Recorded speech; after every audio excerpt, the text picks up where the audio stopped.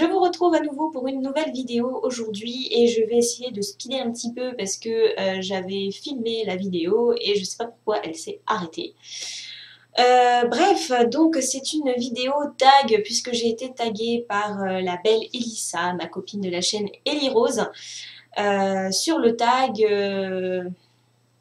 parentillage, je crois que c'est ça. De toute façon, je vous le mettrai en barre, hein, en barre d'infos, enfin en titre.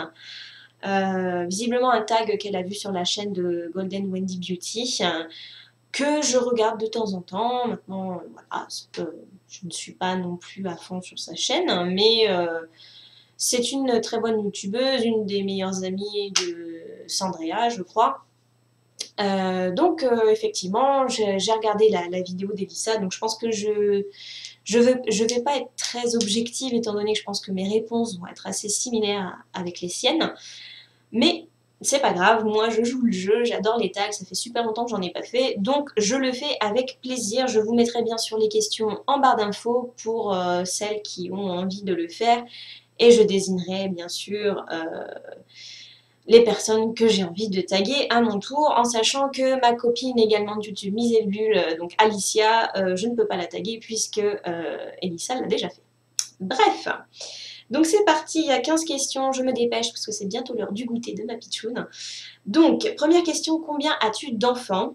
Et parle-nous un petit peu d'eux, leur prénom, leur âge, si tu le souhaites. Alors, j'ai un enfant, une petite fille de 7 mois, elle va avoir 7 mois demain, elle s'appelle Julia. Elle est née donc le 6 août 2015 à 1h10. Et ce fut juste merveilleux. J'ai eu une grossesse superbe, un accouchement, rien à dire, j'ai été déclenchée, mais j'en garde un souvenir juste mémorable. Et si je devais ajouter un petit mot, c'est juste que pour les futurs mamans qui me suivent, vous allez vraiment vivre l'un des plus beaux moments de votre vie. Voilà. Même si ça peut paraître long et difficile, vous verrez que par la suite, vous y repenserez avec joie. Ensuite, question numéro 2. Qui d'autre fait partie du foyer? Donc bien sûr, il y a mon chéri, Kevin, que vous avez connu lors d'une de mes précédentes vidéos, un tag également. J'essaierai de refaire une vidéo un petit peu similaire parce que j'ai cru comprendre que ça vous avait plu, donc c'est en train de gamberger un petit peu là-dedans pour voir ce que je peux vous faire. Mais voilà, donc c'est en préparation. Et la dernière personne qui est sous notre toit, c'est bien sûr mon petit chat, mon ragdoll June, qui a 2 ans, que vous avez dû forcément voir ou entendre, bien sûr, dans mes vidéos, la voir en train de se taper des barres donc dans mon ancienne maison quand j'étais enceinte.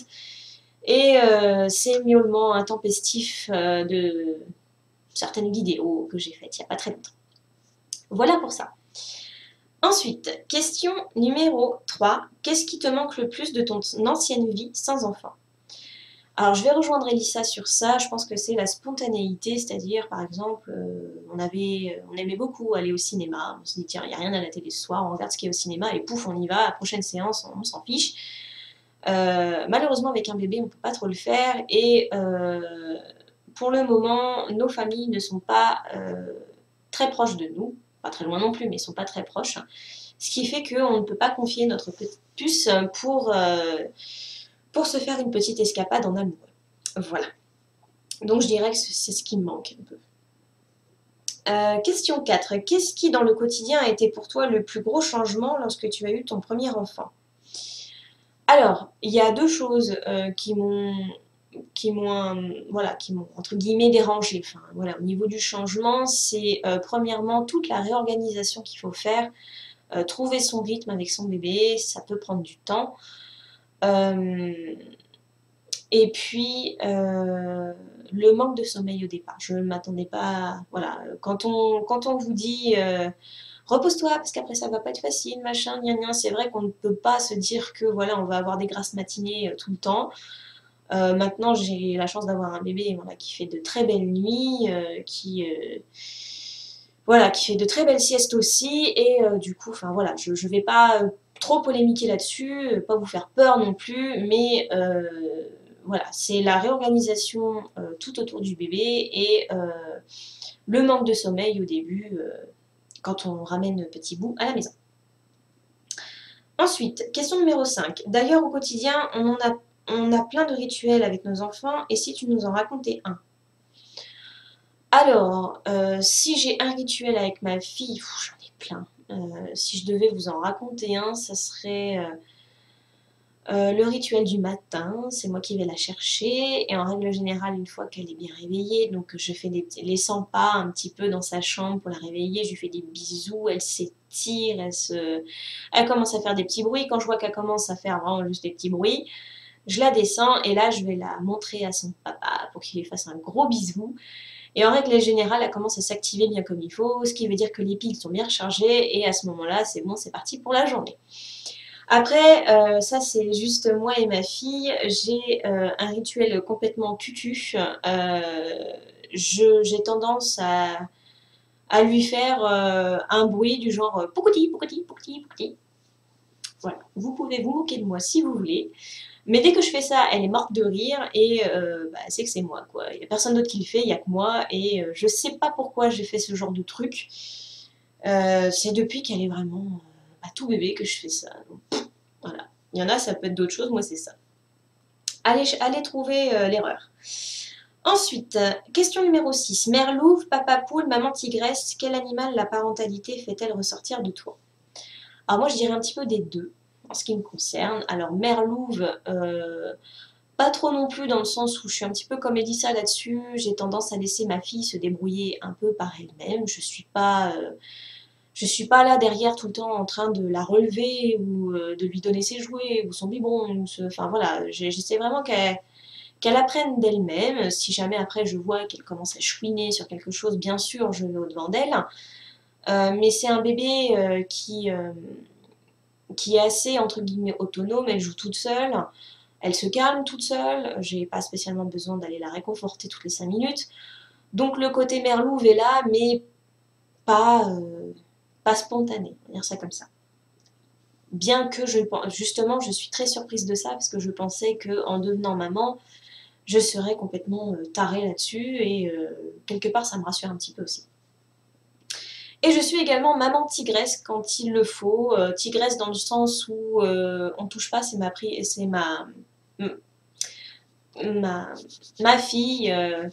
Ma priorité, enfin c'est pas le mot que je cherchais, ma propriété, voilà c'est ça, c'est ma propriété, on touche pas, par exemple quand je suis dans la rue, que je vois des gens, quand je suis en voiture, que les gens roulent mal, ou qu'il y en a un qui me colle, ou j'ai tendance vraiment à faire mon regard pas très sympathique, et en règle générale le message y passe, donc voilà, donc un petit peu des deux pour moi, et le papa poule complètement. C'est vraiment un super papa, il adore sa fille, il s'en occupe très bien, et le fait qu'il soit papa poule, ça lui colle parfaitement à la peau. Voilà pour ça. Question numéro 7. Sur quel sujet admets-tu être un tantinet excessif avec tes enfants?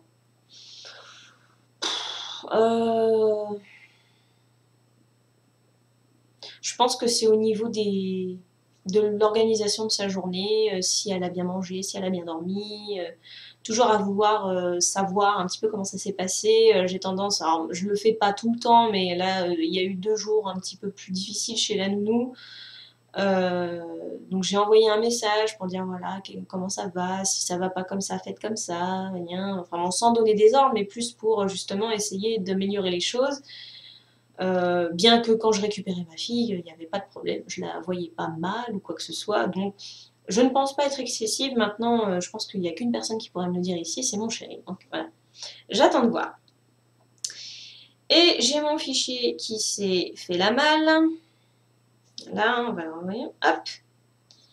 Ensuite, donc question numéro 8. Choisis 5 adjectifs pour décrire chacun de tes enfants. Alors, j'essaie de faire vite parce que c'est bientôt l'heure du goûter de ma fille, hein, bien sûr, pas de moi. Donc, adorable, belle, chippie. Je sais pas si c'est un adjectif aussi, je pense. Chieuse, chouinasse. Voilà. On va dire ça comme ça, c'est déjà pas mal, mais je dois bien avouer que voilà, elle est quand même adorable. C'est le maître mot de ma petite pitchoune, quoi.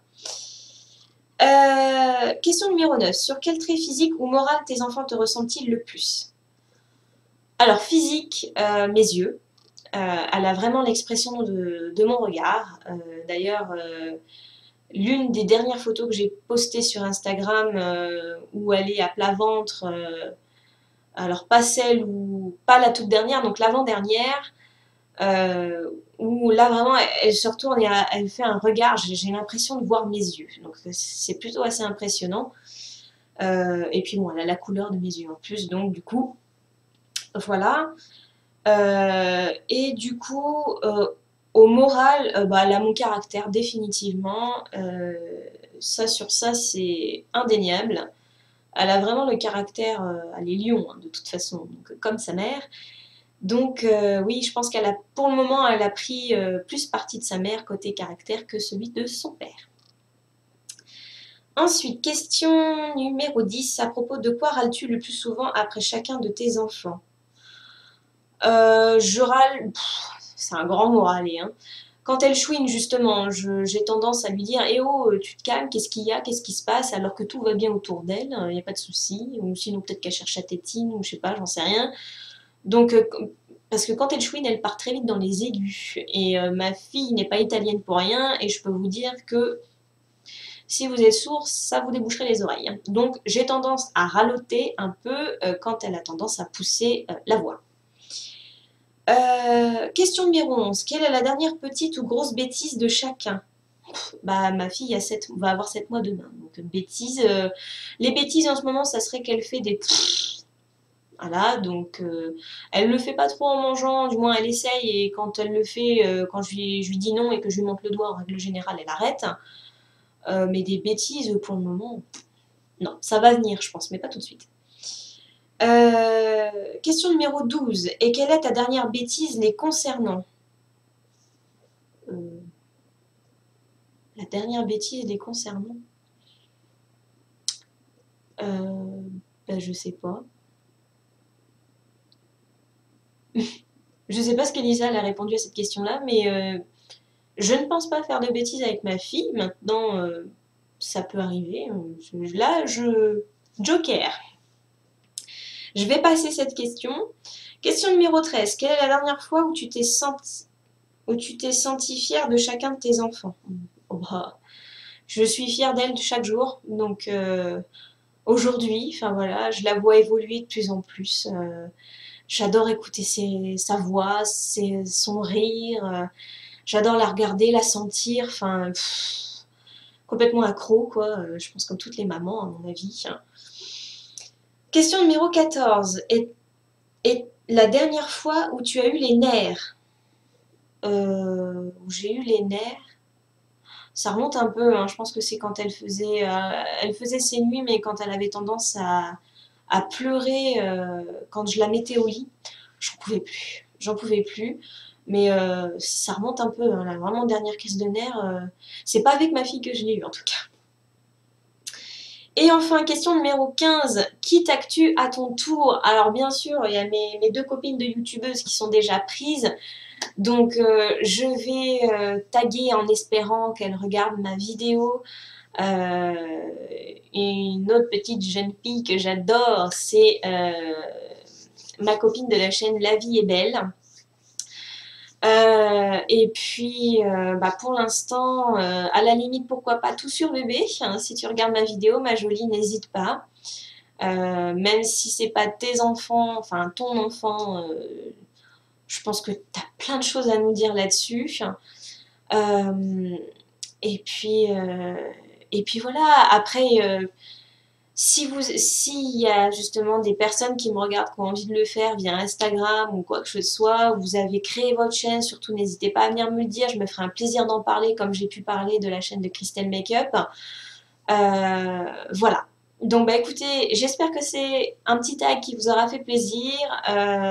J'ai hâte maintenant de voir le tag de Alicia pour voir ce qu'elle a dit. Je pense que de toute façon, depuis le début de nos grossesses, on dit à peu près la même chose.